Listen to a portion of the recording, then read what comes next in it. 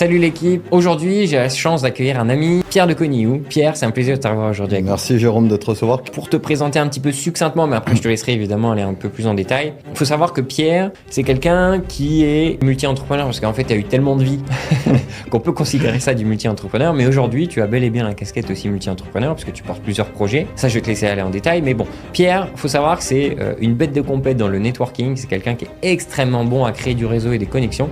Et c'est pour ça, aujourd'hui, que moi, c'était important aussi de pouvoir te faire cet échange, ce podcast, pour que tu puisses partager quelques skills au passage, mais surtout que tu partages aussi ta vision d'entrepreneuriat, comment toi, tu as eu ces épreuves au fur et à mesure, comment tu en es arrivé là. Parce qu'aujourd'hui, on peut le dire, je pense que tu es assez successful dans ce milieu-là, spécialement le milieu Web3, où tu es une des ventures, on va dire, les plus connues. Tu sais quoi, Pierre, je te laisse donner une petite rétrospective sur ton parcours, et puis après, moi, je rebondirai au fur et à mesure, et puis on va y aller en mode chill, quoi. C'est parti.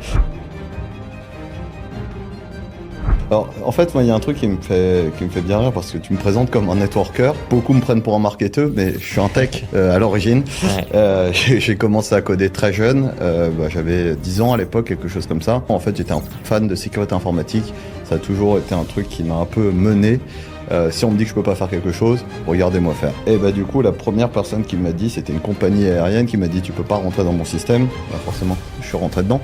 Et ça m'a permis de vraiment d'être passionné par la sécurité informatique. Ça a duré quelques temps. J'ai écrit notamment dans des revues de sécurité informatique mondiale. À l'époque, j'avais 15 ans. Petite anecdote assez marrante là-dessus. Je me rappellerai toujours, il y avait une description, une bio sur les personnes qui écrivaient dans ce magazine. Et à la fin, tu avais Bidule fait Polytechnique, Bidule fait Centrale, Bidule fait une thèse et PhD. Pierre de Coniou passe son brevet des collèges. Ça, c'était... Donc à 15 ans, tu as écrit un article sur Hacking9, qui est aujourd'hui une revue qui existe encore, qui était l'une des seules revues de sécurité informatique distribuées mondialement en multilangue. Magnifique. Puis suite à ça, j'ai toujours été un grand fan de musique, un grand amoureux de musique, notamment musique électronique. J'ai commencé à mixer, ça a bien pris aussi. J'ai été résident dans quelques clubs à Paris, notamment le Matignon, Wanderlust, Nouba, Pygalion, et puis j'ai aussi eu la choix de pouvoir aller mixer à Berlin, à Ibiza, à New York, à San Francisco. Okay. Et de là, en fait, de ce statut de geek techos réenfermé sur moi-même, j'ai réussi à avoir des skills sociales. Ça allait avec, forcément, tu sors régulièrement, tu es 3-4 fois par semaine en boîte de nuit. Au bout d'un moment, c'est pas en parlant de programmation que tu pousses, ou sinon, justement, en vulgarisant cette information. Grand fan de musique électronique et aujourd'hui je m'attaque au marché de l'intelligence artificielle dans l'aide à la création de musique électronique. Et ça, c'est incroyable. Donc en fait, tu as un parcours qui est hyper large parce que, comme tu dis, techos, mais à côté, en même temps, des skills sociales qui sont développées, tu es allé faire du DJing. À côté, tu as créé une boîte comme un peu tech, développement, etc. Tu vois, très tech, très tech. Tu n'avais pas du tout de com et marketing à cette époque-là ERA, on a réfléchi à faire un petit peu de com et marketing, mais honnêtement, on est associé avec un ami que je salue aujourd'hui, Quentin Abrèche de Markchain, qui était très doué sur ce sujet-là, et finalement, ça sert à rien. Vous splittez, on a d'ailleurs créé un lieu physique à Paris, dédié aux entrepreneurs du Web3 ensemble, et c'était ce mélange de compétences techniques et marketing, parce que eux avaient un grand problème en tant qu'agence de marketing, c'est que beaucoup de boîtes en fait finalement délivraient peu en sujet tech Web3 en France. Donc tu vois, c'est très dur de demander à tous les influenceurs d'en parler quand les plateformes derrière sont buggées. Et nous de la même manière, on est très contents, on a plein de super bons développeurs, mais si personne connaît la plateforme, ça sert pas à grand chose. Donc c'est vrai que cette synergie qu'on a créée entre nous ont donné naissance à pas mal de projets, notamment Valif, Fungible, Polyland et d'autres encore. Et ça matchait assez bien, ça a toujours très bien matché, donc on est resté chacun sur notre focus. Nous offre intelligence et technique. Intelligence et tout ce qui est tokenomics, game economics, en fait, toute la partie réflexion en amont de la création d'un projet, et ensuite la partie technique avec de la chefferie de projet, du design, du développement informatique. Vraiment cool. Et justement, je pense ERA avait aussi cette force-là de pouvoir accompagner, on va dire, largement les personnes, même si vous ne touchiez pas au côté marketing, puisque vous passiez justement avec Markchain pour le coup, vous pouviez accompagner vraiment les projets, je dirais pas de A, parce qu'en général, c'est des projets où ils savaient où ils allaient, et même vous preniez des clients, vous saviez qu'ils savaient où ils allaient, et après, vous les accompagnez dans la continuité, donc ça, c'est sympa. ERA, on a toujours mis bien en avant le côté réseau.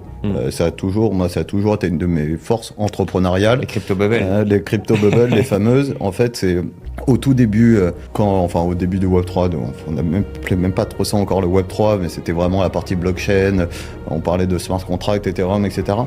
L'écosystème français était vraiment construit soit autour de boîtes remote, soit autour de boîtes très tech, c'était pizza and beers, et c'était la culture, c'était normal, c'était très bien, il n'y a pas de sujet.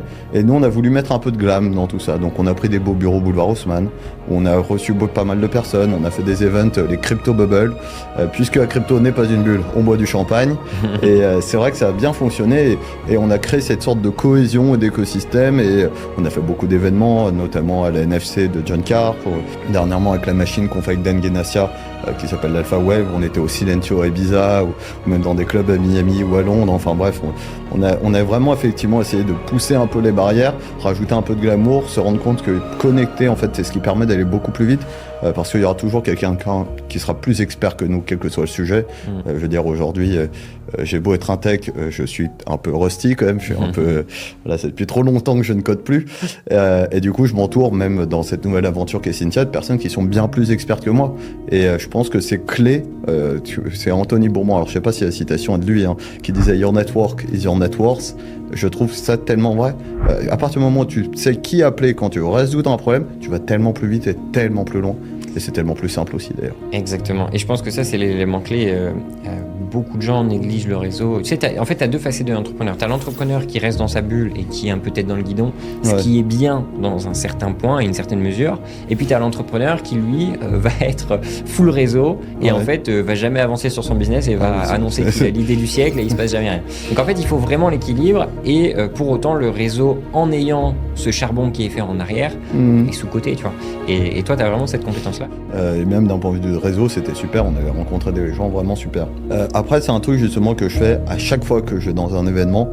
Téléphone, QR code qui est prêt, 5 minutes, pas plus, mais vraiment 3 minutes, même 3 minutes avec une personne. Ok, tu fais quoi, blablabla, boum, rendez-vous, et je prends le rendez-vous tout de suite. Tout de suite. C'est mon frère qui est le fondateur de Jab, qui est l'un des leaders de la formation en vente, qui me disait ça. Il me disait call calling, call calling, call calling. J'étais oui, pourquoi pas, call calling, why not, mais ça me paraît compliqué de vendre au téléphone. Fait, non, tu vends pas au téléphone, tu prends un rendez-vous. Tu cales cette personne dans la même salle de réunion que toi. Quand elle est en face de toi, là c'est bon, t'as gagné. Mais tu mets-le dans cette putain de salle de réunion avec toi. Et du coup, j'ai appliqué ça en fait dans tous ces événements de networking, parce que la plupart, tu sais, beaucoup de personnes justement arrivent dans ces événements et se disent ouais, bon bah c'est cool, je prends le contact, je prends un tel, je connais lui, ouais, très bien, tu connais, mais est-ce que quand tu l'appelles, il répond au téléphone? C'est là qu'est la vraie question. Et du coup, bah cale-le dans cette putain de salle de réunion, va l'inviter à dîner.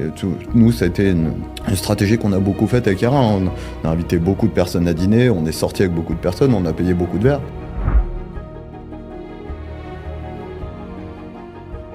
Je crois qu'il y a eu un vrai déclic, c'est quand je suis arrivé en école d'ingénieur. Il y a eu plusieurs éléments, mais force est de constater que quand j'étais jeune, j'étais pas l'un des cool guys. Quand je suis arrivé en terminale, je le suis devenu. Je sais pas pourquoi, j'ai changé de lycée, peut-être que je me suis du coup réinventé à ce moment-là. J'ai eu la possibilité de me réinventer en changeant de lycée et j'en ai profité après, je l'ai gardé. Je me suis dit bon bah c'est bon, j'ai enlevé mes vieux t-shirts Decathlon pour mettre des t-shirts noirs, sombres, etc. Commencer à mettre davantage de chemises et en fait en se réinventant comme ça, bah déjà, tu prends confiance en toi, davantage confiance en toi. Donc aujourd'hui, Yara a des magnifiques bureaux à Paris, mais même quand je travaillais chez moi, je me forçais à m'habiller pour me mettre en confiance. Je sais que certaines femmes, par exemple, préfèrent mettre de la lingerie, etc., pour se donner confiance en elles. Bah, c'est à peu près la même idée. Moi, ma lingerie, c'était mon costume, quoi. Mais ça fonctionne très bien, en fait. Tu te mets dans une sorte de rôle, en fait. La vie, ce n'est qu'un jeu. Joue-le comme si tu étais au théâtre, comme si tu étais dans un film, et prends la posture que tu veux prendre, et tu finiras finalement par l'adopter, je pense. Je suis totalement d'accord. Et moi, en fait, si tu veux, ce qui m'avait fait arrêter à l'époque de boire, parce que ça fait quoi? Ça va faire bientôt 10 ans. Je crois que je bois plus d'alcool, alors que je pouvais boire 1, 2, 3, 4 fois l'année. Tu bois 0,0? Moi, il me semblait que tu buvais un petit verre de temps en temps. De temps en temps, c'est 3, 4 fois l'année, quoi. Ouais, c'est vraiment très rare. Et en général, même si je bois un petit truc, c'est quelques gorgées, je bois même pas mon verre, tu vois, parce que j'en ai pas plus plaisir que ça. Ou alors si un petit champagne pour faire honneur à X ou Y sujet. Mais du coup, c'était ça. Et en fait, moi, quand j'ai arrêté, c'est parce que vraiment, c'était la vision que je dégageais sous alcool que je n'aimais pas, alors qu'il y a beaucoup de gens, c'est l'inverse. C'est la vision qu'ils dégagent sous alcool et leur facilité à faire les choses qu'ils aiment. Et en fait, la réalité, c'est qu'ils n'ont pas besoin de ça. C'est leur confiance en eux, qui est peut-être assez réduite, les pousse à penser ça. Aujourd'hui, tu avances beaucoup plus vers ce projet Cynthia. C'est ça. Que j'aime beaucoup le nom d'ailleurs, mais merci. Je te laisse redonner un peu plus de détails dessus. Ouais, bien sûr. Puis on va creuser. Alors, du coup, en fait, il faut savoir quelque chose. Donc, vous l'avez compris, et je l'ai redit à quelques reprises, je suis un grand fan de musique électronique. J'ai eu la chance, notamment Paul de Polo & Pan, c'est lui qui m'avait appris à mixer quand j'avais 13 ans, quelque chose comme ça. Donc quelqu'un que je connais depuis longue date. Et donc en fait je mixais, et j'ai toujours voulu faire de la production musicale, mais j'étais un piètre producteur. Pourtant j'ai fait des années de piano, etc., mais je n'arrivais pas. Et non pas parce que j'avais une mauvaise connaissance musicale, mais parce que je n'arrivais pas à bien me servir des outils qui demandent une grosse discipline. Aujourd'hui, c'est Ableton Live qui est l'un des logiciels majeurs sur la production de musique. Avant, c'était Cubase, Fruity Loop, Prison, il y en avait pas mal. Et en fait, j'arrivais pas à reproduire le son que je voulais. Je n'arrivais pas à dire au logiciel, j'avais quelque chose en tête, mais je n'ai jamais réussi à faire un son où j'arrivais à retranscrire ce que j'avais en tête. Et avec cet essor de l'IA, notamment des mastodontes comme Meta avec MusicGen, qui ont travaillé sur ces sujets-là, on se rend compte que de plus en plus, le texte ou musique commence à être jouable.